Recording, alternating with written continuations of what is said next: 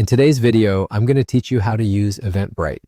Let's start by opening your web browser and heading to Eventbrite's website. You can type the address directly into the address bar or search for Eventbrite and click the official result.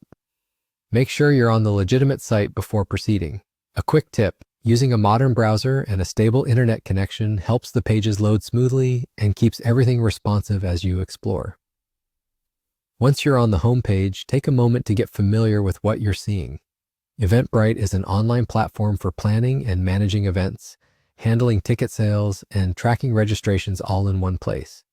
You'll typically see a search bar for discovering events, plus navigation options at the top.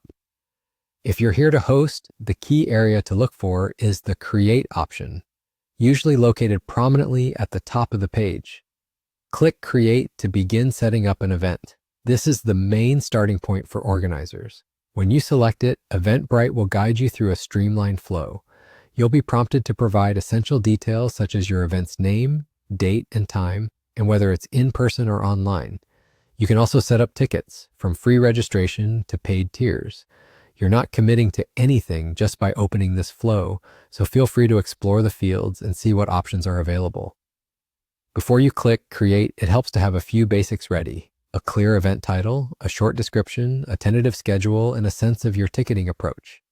If you already have a banner image or logo, that can make your event page look more professional. And if Eventbrite asks you to sign in, that's normal. You can log into your existing account or create one so your progress is saved. Consider drafting your description in a document first, so it's easy to paste and edit without losing work. As you move through the setup, keep an eye on the preview sections. They show how your event page will appear to attendees, which makes it easier to fine-tune the layout and wording.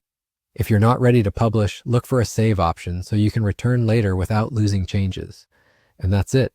You've gone to Eventbrite and learned exactly where to start by clicking Create.